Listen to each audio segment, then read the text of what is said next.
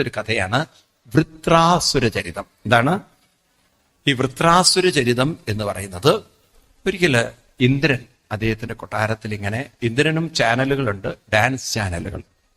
അദ്ദേഹത്തിന്റെ ചാനലായിരുന്നു ഊർവശി ചാനല്. പിന്നെ ആരൊക്കെയാണ്?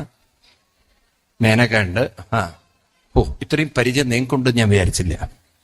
ഏതായാലും അങ്ങനെയൊക്കെ കുറെ ചാനലുകൾ അദ്ദേഹത്തിനുണ്ട്. ഇദ്ദേഹം ഇതൊക്കെ കണ്ടിങ്ങനെ രസിച്ചിരിക്കുമ്പോഴാണ് അദ്ദേഹത്തിന്റെ ഗുരു ബൃഹസ്പതി വരുന്നത്. അപ്പൊ ഈ ബൃഹസ്പതി ആ സമയത്ത് കയറി വരുന്ന സമയത്ത് ഇദ്ദേഹത്തിന് ഭയങ്കര ദേഷ്യം വന്നു. ഈ ഡാൻസ് കളിക്കുമ്പോഴാണ് ഈ മനുഷ്യൻ കയറി വന്നത്. വേറൊന്നും കണ്ടില്ലേ, വലിഞ്ഞ് കയറി വരാൻ കണ്ടൊരു സമയം എന്നുള്ള ഒരു ചെറിയൊരു ദേഷ്യത്തോടുകൂടി ബൃഹസ്പതിയെ നോക്കുന്നു. ബൃഹസ്പതിക്ക് അപ്പം കാര്യം മനസ്സിലായി, ഈ സമയത്ത് ഞാൻ ഒരിക്കലും വരുതായിരുന്നു. ബൃഹസ്പതി ഇറങ്ങിപ്പോയി എന്നല്ല, പിന്നെ ആ വഴിക്ക് വന്നില്ല. ഇന്ദ്രന് പേടിയായി തന്നെ അസുരന്മാരെ ആക്രമിക്കുമെന്ന്. ഉടനെ ഇന്ദ്രൻ ഒരു ഗുരുവിനെ അന്വേഷിച്ചിട്ട് പേപ്പറിൽ അഡ്വർടൈസ് ചെയ്തു, എനിക്കൊരു ഇമ്മീഡിയറ്റ്ലി ഗുരുവിനെ വേണം. അങ്ങനെ ഒരു ഗുരുവിനെ കിട്ടി. ആ ഗുരു വിശ്വരൂപൻ എന്ന് പറയും. ആരാണ് വിശ്വരൂപൻ? കറുകച്ചാൽ എന്നാണോ അറിയില്ല, എന്തായാലും തൽക്കാലത്തേക്ക് ഒരു ടെമ്പററി പോസ്റ്റ് ചെയ്തു വിശ്വരൂപന്. ഈ വിശ്വരൂപൻ നോക്കുമ്പം ഇന്ദ്രൻ ദിവസം വിറയല്, പനി പിടിച്ചുകൊണ്ടല്ല, കാരണം അസുരന്മാര് തന്നെ ആക്രമിക്കൂ എന്നുള്ളൊരു പേടി.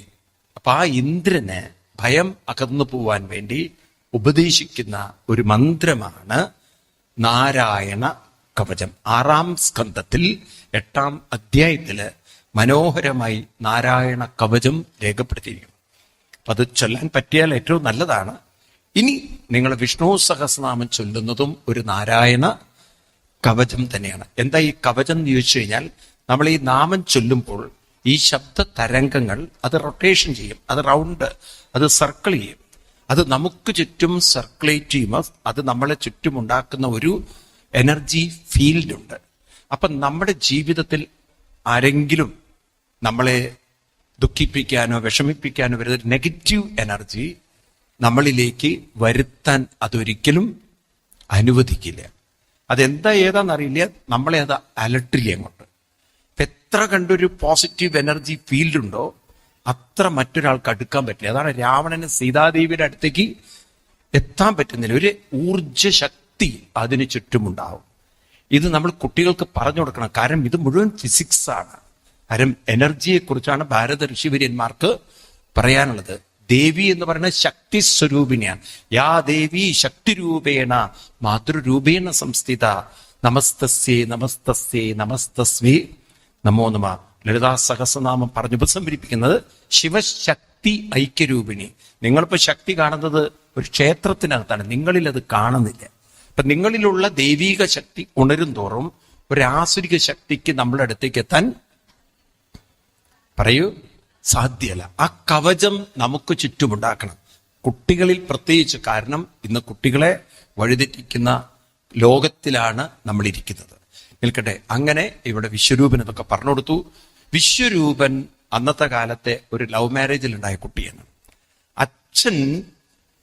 അച്ഛൻ അസുരവംശത്തിലും അമ്മ ദേവവംശത്തിലായിരുന്നു.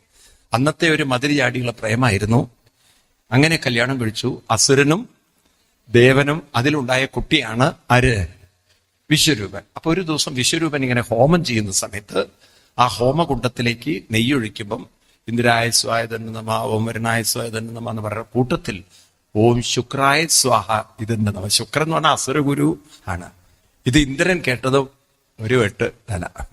കാരണം തന്റെ നെയ്യെടുത്തിട്ട് അസുരൻ നന്നാവണമെന്നേ അയാൾക്ക് ഉൾക്കൊള്ളാൻ പറ്റൂ. അപ്പോഴേക്കും വിശ്വരൂപൻ ഗുരുവാണല്ലോ, അദ്ദേഹത്തിനെ ബ്രഹ്മഹത്യാ പാപം. ഇവിടെ ഈ വിശ്വരൂപനാണ് പിന്നീട് വൃത്രാസുരനായി വരുന്നത്. ആരാണ്? അപ്പൊ വിശ്വരൂപൻ വൃത്രാസുരനായി വന്നു എന്ന് പറഞ്ഞാൽ അങ്ങോട്ട് 100% ശരിയല്ല. ഈ വിശ്വരൂപന് ശേഷം വേറൊരു കഥയുണ്ട്. പണ്ട് ചിത്രകേതു എന്ന് പറഞ്ഞിട്ടൊരു രാജാവുണ്ട്. ഈ ചിത്രകേതു രാജാവിന് കുഞ്ഞുങ്ങളുണ്ടായിരുന്നില്ല. അപ്പൊ അദ്ദേഹത്തിനൊരു മഹർഷിവര്യന്മാര് ജപിച്ച് ഒരു പഴം കൊടുത്തു. അദ്ദേഹത്തിന്റെ പത്നി കഴിച്ചു, കുഞ്ഞുങ്ങളായി. അദ്ദേഹത്തിന് വേറെയും പത്നിമാരുണ്ടായിരുന്നു. അവർക്ക് കുഞ്ഞുങ്ങളില്ലാത്തതുകൊണ്ട് രാജാവ് ഈ കുഞ്ഞിനെ എപ്പോഴെടുത്ത് ഇങ്ങനെ താലോചിച്ചു കൊണ്ട് നടന്നപ്പോ മറ്റു പത്നികൾക്ക് അസൂയയായി. ഞങ്ങൾക്കൊരു കുഞ്ഞിനെ കിട്ടിയില്ലല്ലോ. അവരെന്ത് ചെയ്തു? ഈ കുഞ്ഞിനെ തോഴിമാരെ കൊണ്ട് കൊല്ലിച്ചു കളഞ്ഞു. അതിന് വിഷം കൊടുത്ത് അതിനെ ഇല്ലാതേക്ക്. രാജാവ് നെഞ്ചു പൊട്ടി കരയുമ്പോ ഈ കുഞ്ഞ് രാജാവിനോട് പറയാണ്, ഞാൻ മരിച്ചു എന്ന് പറഞ്ഞിട്ട് അതിന് നെഞ്ചു പൊട്ടിക്കേണ്ട കാര്യമില്ല. ഞാൻ മരിച്ചിട്ടില്ല, ഞാൻ ഇല്ലാതായിട്ടില്ല. ഈ ശരീരത്തിൽ ഇത്രേ എനിക്ക് ആയുസുള്ളൂ. ഇനി ഞാൻ ഇത് കഴിഞ്ഞാൽ മറ്റൊരു ജന്മചക്രത്തിലൂടെ കടന്നു പോവാണ്. നോക്കൂ രാജൻ, ആരും മരിക്കുന്നില്ല. ഇതൊരു ശരീരം എടുക്കുന്നു, അത് വിടുന്നു, അടുത്ത ശരീരത്തിലേക്ക് പോകുന്നു. നമ്മളിലേക്ക് നോക്കി അത് കണ്ടുപിടിക്കണം. ശിശുവായിരിക്കുന്ന സമയത്തുള്ള നിങ്ങളാണ് ബാല്യത്തിലേക്ക് വന്നത്. പക്ഷെ ബാല്യസമയത്ത് ശിശുവിന്റെ ശരീരമില്ല. അതേ നിങ്ങളാണ് കൗമാരത്തിലേക്ക് വന്നത്. പക്ഷെ ബാല്യ ശരീരം കൂടെ ഇല്ല ആ സമയത്ത്. അതിനൊക്കെ മാറ്റങ്ങൾ. ഈവൻ മെഡിക്കൽ സയൻസ് പറയുന്നു 7 വർഷം കഴിയുമ്പോഴേക്കും നമ്മുടെ പഴയ സെൽസ് എല്ലാം മാറിക്കഴിഞ്ഞു. അത് കഴിഞ്ഞ് നമ്മൾ മിഡിൽ ഏജിലേക്ക് വരുന്നു. അത് കഴിഞ്ഞ് നമ്മൾ ഓൾഡ് ഏജിലേക്ക് വരുന്നു. അപ്പൊ പഴയ ശരീരം മാറി. പക്ഷേ ഇതിലൂടെ ജീവിക്കുന്ന ഞാൻ അന്നും ഇന്നും എന്നും ഒന്നാണെങ്കിൽ ഈ ശരീരം പോയാലും ഞാൻ നിലനിൽക്കും. അപ്പൊ എന്നെ ഓർത്ത് എന്തിന് ദുഃഖിക്കണം? ഞാൻ എവിടെയാ മരിക്കുന്നത്? ഇത് വെറും അങ്ങയുടെ ഒരു തോന്നലാണ്. അങ്ങേ ഉയർത്താൻ ശ്രമിക്കുമെന്ന്. അങ്ങനെ ആ ചിത്രകേതു തപസ് ചെയ്യുന്നു. ഒരിക്കൽ പരമശിവന്റെ മടിയിൽ പാർവതീദേവി ഇരിക്കുന്ന ഒരു കാഴ്ച കണ്ട് ആ പരമശിവനെ കയറി 4 ചീത്ത വിളിച്ചു. ഹേയ്, പത്നിയെ മടിയിൽ പിടിച്ച് എല്ലാവരും പബ്ലിക്കായിട്ട് ഇരിക്കുക, എന്താ ഇങ്ങനെയൊക്കെ എന്നൊക്കെ പറഞ്ഞ് ചീത്ത വിളിച്ചു. പാർവതീദേവി ശപിച്ചു, ആസുരി യോനി പോയി ജനിക്കട്ടെ. അങ്ങനെ ആ ചിത്രകേതു പിന്നീട് വൃത്രാസുരനായി. അപ്പം വിശ്വരൂപനിൽ നിന്ന് പോയി എവിടെ എത്തിപ്പോ? വൃത്രാസുരൻ. ആ വൃത്രാസുരനാണെങ്കിൽ തപസ്യായിട്ടുള്ള ആളായിട്ടാണല്ലോ വന്നിരിക്കുന്നത്. അദ്ദേഹത്തിന് ചെറുപ്പത്തിൽ തന്നെ വലിയ ആത്മജ്ഞാനം ഉണ്ടായിരുന്നു. നോക്കണം, ജന്മം കൊണ്ട് അസുരനാണെങ്കിലും ഭക്തിയിൽ ഉന്നതരായിരുന്നു. ഭാഗവതത്തിൽ 3 അസുരന്മാരുടെ കഥയാണ് പറയാനുള്ളത്. ദേവന്മാരെക്കാൾ സർവശ്രേഷ്ഠന്മാരായ സർവോത്തമ ഭക്തന്മാര്.